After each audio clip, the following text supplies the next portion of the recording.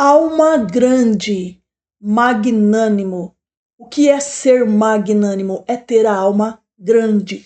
Hoje eu quero falar com você sobre esta palavra praticamente esquecida, mas que ela guarda um grande segredo para uma vida plena, uma vida mais completa, viver em plenitude. Antes de mais nada, seja muito bem-vindo, muito bem-vinda a esse nosso canal que só existe para lhe trazer boas notícias. É uma alegria ter você aqui comigo e eu quero que você se sinta em casa, ok? É isso mesmo, alma grande. E olha, não tem nada a ver com ser arrogante, ser exibido, se achar melhor que os outros. Muito pelo contrário. A magnanimidade é um traço da virtude da fortaleza. Ela pertence ao grupinho da fortaleza. E é ela que nos faz ousar sonhar grande, agir grande e viver grande. Então respira fundo e vem comigo, porque talvez hoje você descubra que está vivendo pequeno demais para o seu tamanho de missão que Deus colocou dentro de você. Então vamos. Hoje nós temos o acompanhante, o nosso livro A Conquista das Virtudes. Vamos ver o que ele fala sobre a alma grande, a magnanimidade. Esse é um traço básico da fortaleza, manifesta-se na coragem, mais especificamente na magnanimidade, que literalmente quer dizer alma grande, grandeza de alma, conforme a gente estava falando. Poderia traduzir-se também por lança-se ao que é grande. A pessoa que traz a magnanimidade dela, ela costuma construir grandes obras. O magnânimo é difícil de se contentar. Ele vai atrás da perfeição das virtudes.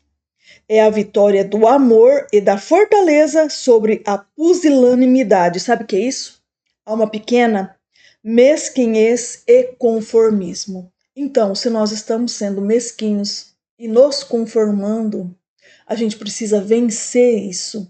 E a gente vence isso abrindo e buscando em nós trabalhar essa virtude da magnanimidade, que é ela que nos inspira a construir coisas grandes. E olha que bonito, é a vitória do amor e da fortaleza. Quando a gente ama alguma coisa, a gente vai atrás, né?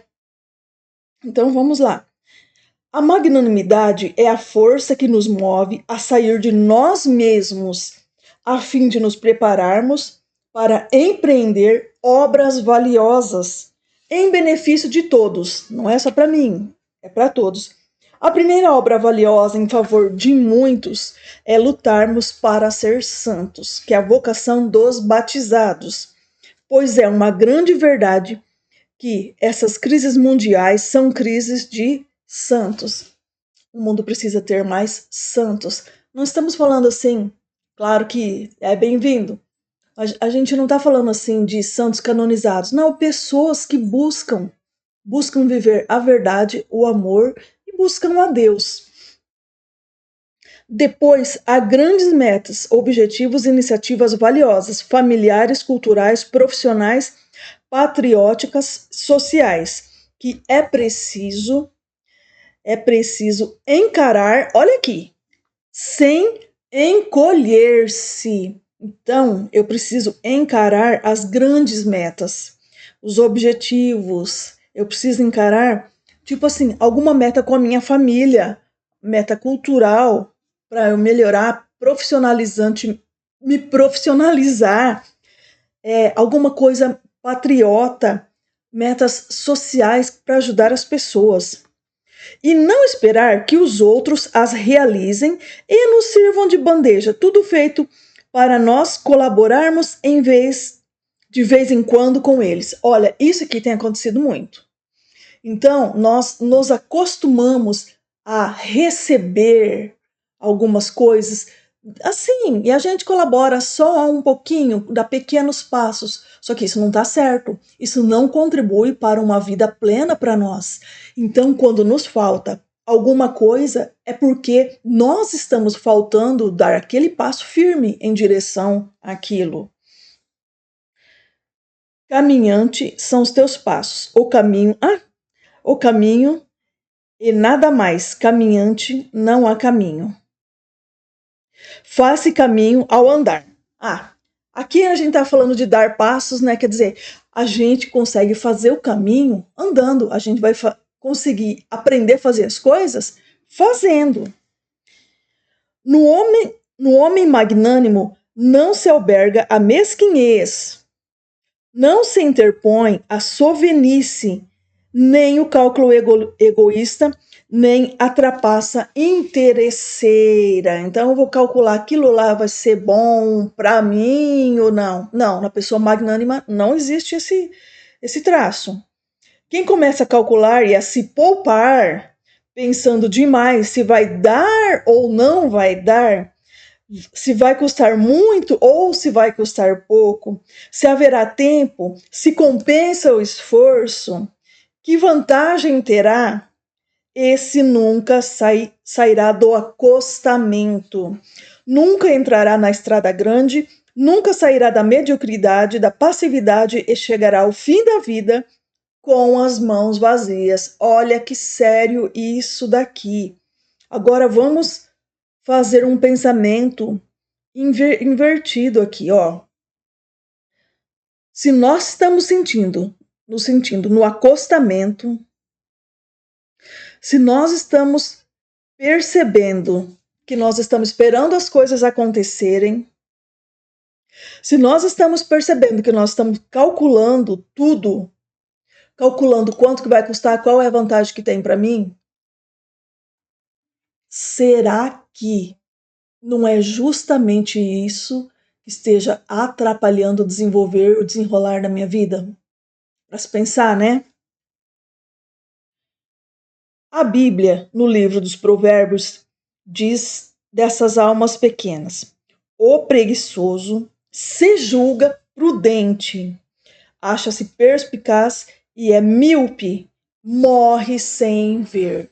Aqui é para a gente abrir o olho de vez. Então, a Bíblia já fala logo o preguiçoso. E o pilar de sustentação dessa preguiça, que o preguiçoso diz, lembra que eu sempre falo da justificativa, que a justificativa é um perigo? É a prudência. Mas, na verdade, se a gente for começar a abrir, né, as coisas, a gente vai perceber que, na verdade, não é prudência, é preguiça. Isso é muito sério, porque a vida vai passar. E a vida vai passar e nós não vamos ver aquilo pelo qual a gente espera tanto. Por isso nós precisamos mãos à obra, nós precisamos trabalhar. O magnânimo dedica sem reservas as suas forças ao que vale a pena. Não se conforma com o dar, tipo assim, com o dar-se, será, né? Essa é a resposta vigorosa à tentação do calculismo. Quando fica calculando, será que vai dar? Será que não? Claro, precisa ser prudente? Sim, precisa. A gente está falando aqui da gente pensar com a razão.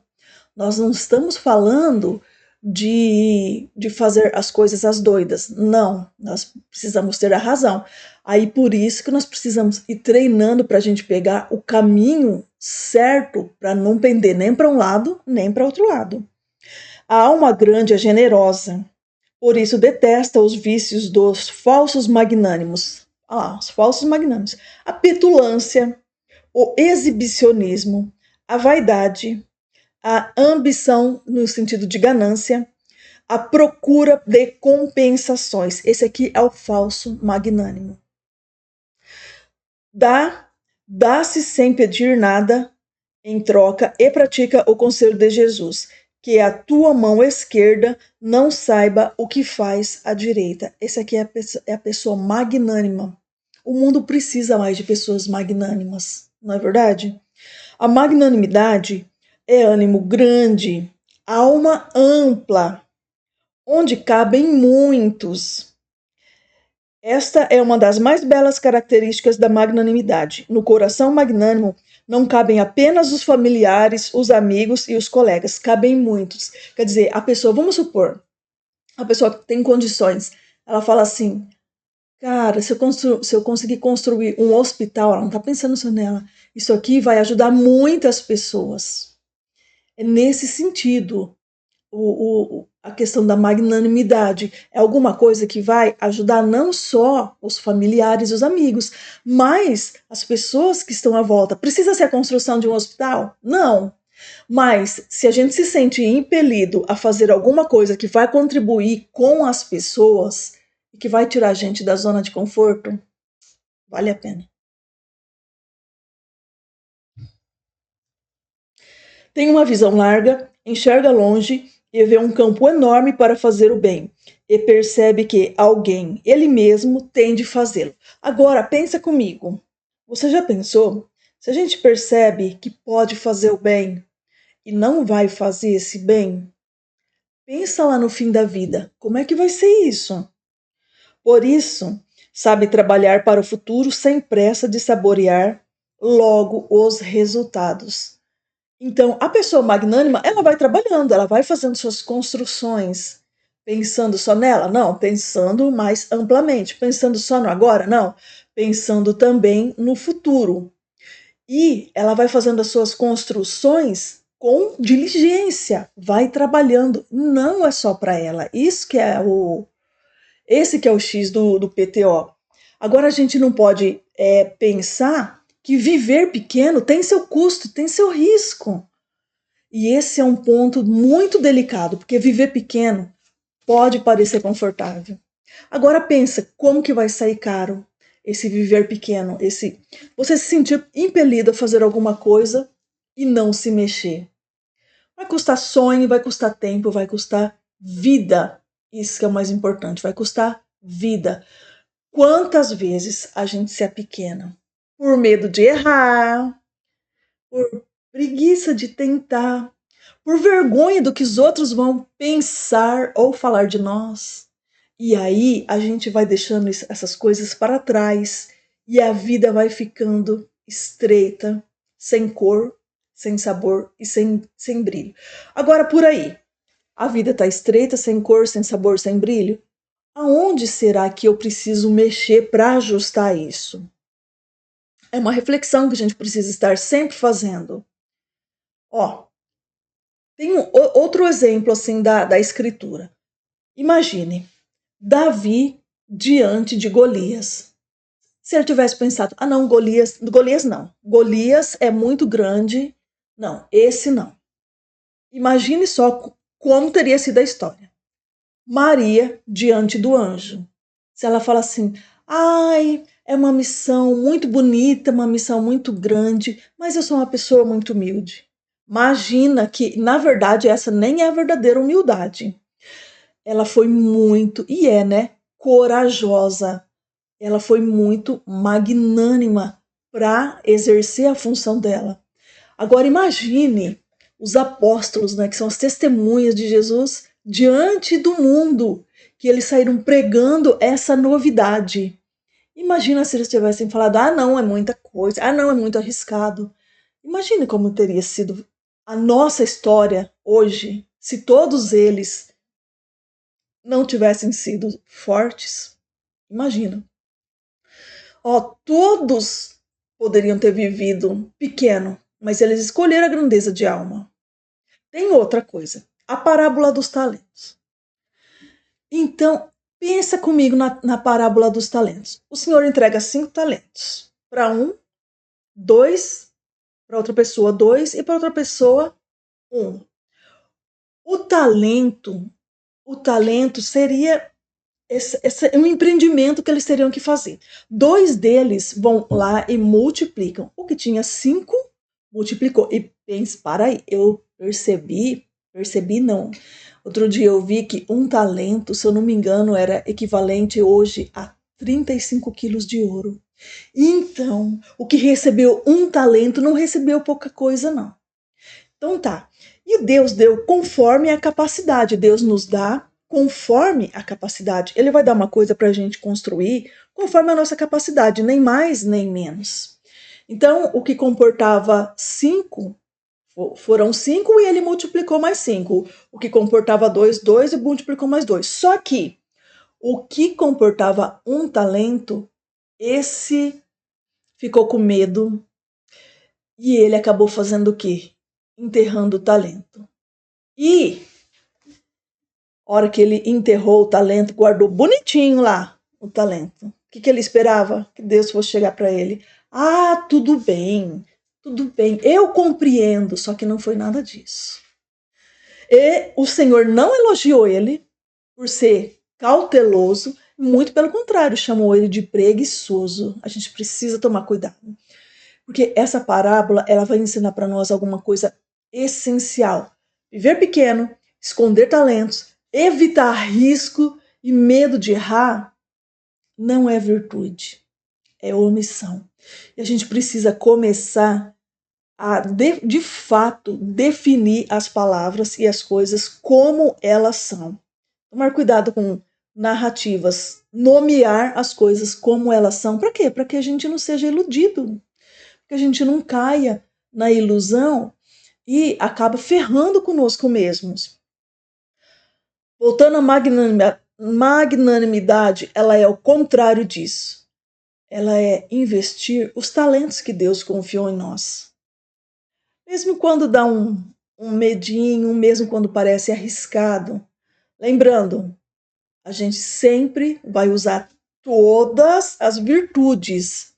A magnanimidade, sim, ela está envolta em todas as virtudes. Então, se a gente usar as virtudes, por óbvio que a gente não vai incorrer em nenhum risco, até porque existe a prudência. E é por isso que a gente precisa estar sempre treinando as virtudes. Agora, o bonito é nós podermos colocar os nossos dons a serviço. Pensa que bonito que é isso. E Deus, quando a gente executa o pouco, Deus confia a nós mais responsabilidade. Se sou fiel no pouco, Ele me confiará mais. Então, às vezes você pode estar pensando que, não, mas eu nem tenho talento. Não, mas não é para mim. Eu não sei fazer coisas grandiosas. Mas a inclinação que você sente, as percepções que você tem de determinada coisa, não é a mesma percepção, não é a mesma inclinação, não é o mesmo sentimento que outras pessoas sentem. São coisas que só você pode fazer, porque você vai fazer diferente. São coisas que só eu posso de fazer. E o seu jeito de fazer é o jeito que é o jeito certo que o mundo precisa. A gente só precisa buscar aprimorar, estar sempre em crescimento. Então agora eu vou te fazer um convite. Vamos lá, a hora do convite. É a hora de escolher a grandeza de alma. E você pode pensar, mas o que será isso? É simples. Escolha, se você tiver, escolha um projeto que você parou no meio, que você abandonou, porque teve medo, porque não se planejou direito, porque, por causa de circunstâncias. Escolha um projeto desse.